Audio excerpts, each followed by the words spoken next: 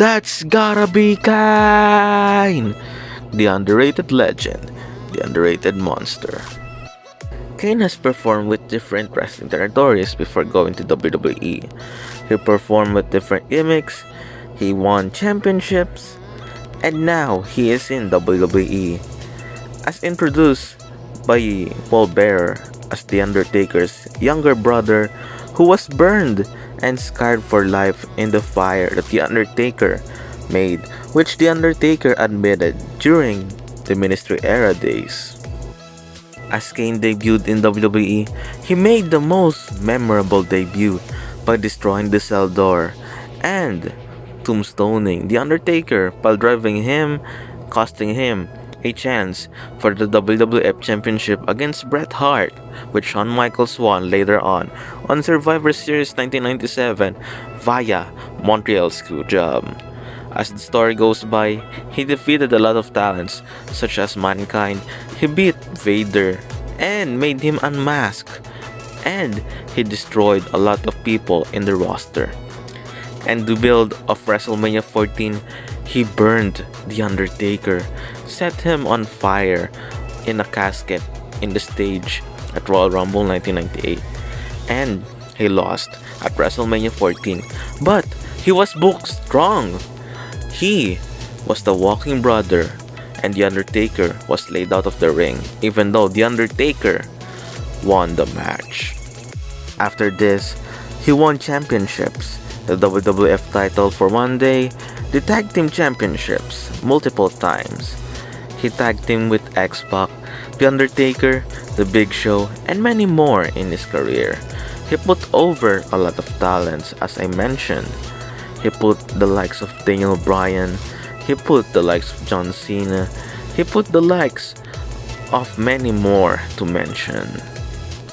Also, made tweaks with his character by making sure that it is entertaining. He performed comedic moments with Daniel Bryan. He made sure that the character is destructive. That's why when he unmasked the emotion with his face, when you see his face, that he will destroy you during his 2003 and 2004 run, that he buried alive The Undertaker. He made Shane McMahon's testicles being electrocuted, and he made a lot of things during this time that he made sure that he is dominant. Though during this time, this is the Triple H buried every wrestler's era, the Golden Shovel era, which Triple H is the champion at all times. But even though Triple H is the champion, Kane is dominant. He almost beat Goldberg for the world title during the Armageddon 2003.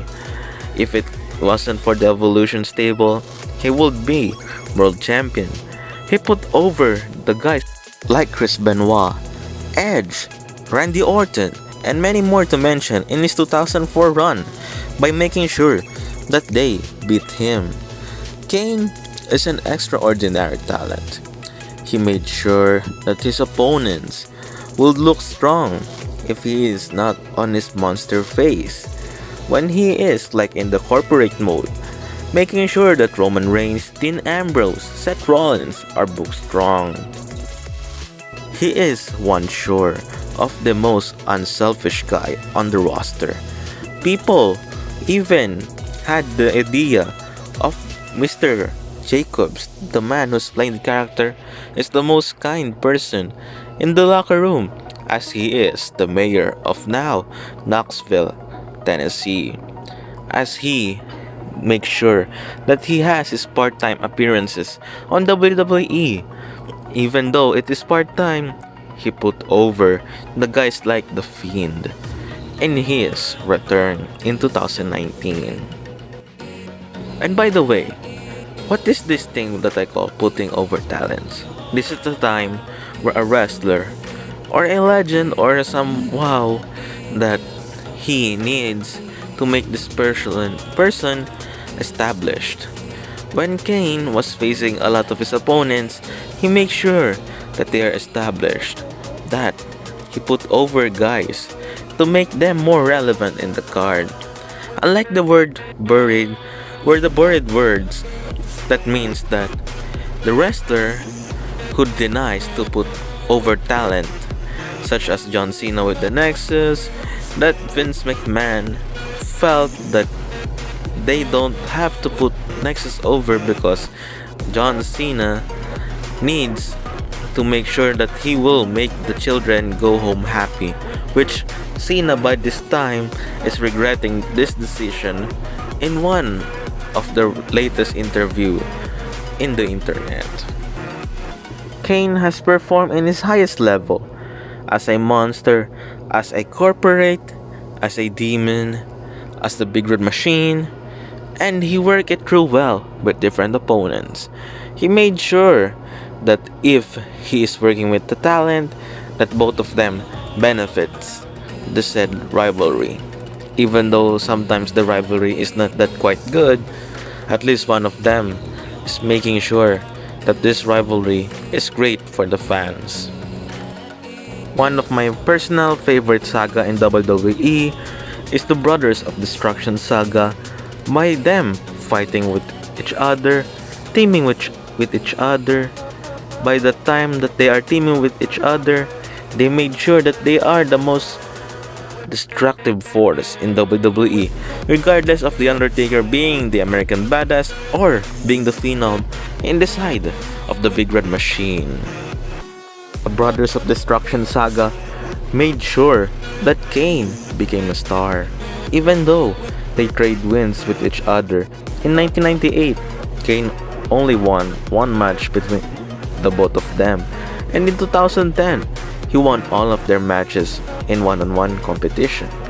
That means that The Undertaker made sure that Kane will look a star, even though in the rivalry that The Undertaker beats Kane most of the times.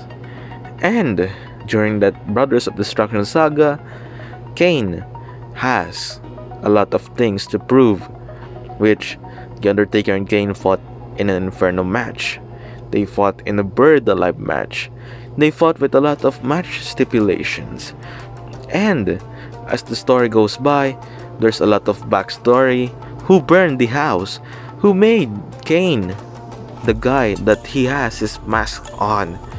And the vengeance of Kane in 2010.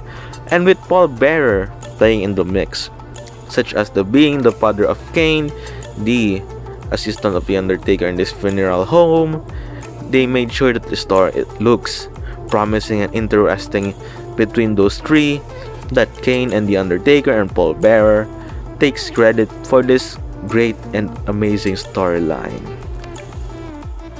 People may call Kane as one of the best wrestlers in his generation, in his time in WWE. Yes, it is true, because he is complete package, even though he is not like high flyers such as Rey Mysterio, Lucha Dragons, and etc. His ground and destructive moments, his usage of weapons, his usage of his big physique, that people will look as him as a monster of who he is in the storyline, in his character, this threat when he comes in the ring, that he destroys every single one of those members in the roster, that every time that he appears, the fear of the people that he is facing before, when you were seeing the monster walking into that aisle and going to the ring. That's the threat of Kane and also The Undertaker. That's why these two are untouchable when it comes to the great and amazing characters that they have. Kane has his moments, his comedic, his serious, his monster, his threatening moments in WWE. He made sure that this is great for the wrestling fans who will see him in action. Why Kane is one of my top 5 wrestlers, with Rey Mysterio and The Undertaker, Shawn Michaels, and probably Bray Wyatt in the top 5 list of mine, because of their ability to perform their characters, their babyface and heelish moments, that they can work through a crowd, that they can make them cry, that they can make them cheer. For Rey Mysterio with the crowd support, for the Fiend Bray Wyatt now with the greatest character as for the moment, that his gimmick is the combination of Mankind, The Undertaker, and Kane, for being threatening for a lot of gimmicks. That Bray Wyatt has this Fiend gimmick, has this Firefly Funhouse gimmick, and his former gimmick, the Eater of Worlds, where he switched on, that mimics the Mankind character, and etc. Kane and The Undertaker are one of those characters in WWE who is memorable to every wrestling fans who watch the TV, who watch the wrestling program. This is my short video about Kane, about the monster, about the demon, the underrated legend, the underrated monster. This is only an unopinionated video. So what are you waiting for? Subscribe, watch, share this video with your friends. Also, what are your thoughts about the Big Red Machine? What are your thoughts about The Undertaker retiring? Should they go and have the Hall of Fame with The Undertaker and Kane only in the ceremony? Thank you for watching and subscribe for more videos. Also, click on the bell to stay notified, and the monster will haunt you if you don't do it. He will haunt you in your dreams. He will tombstone and set you on fire. Subscribe now.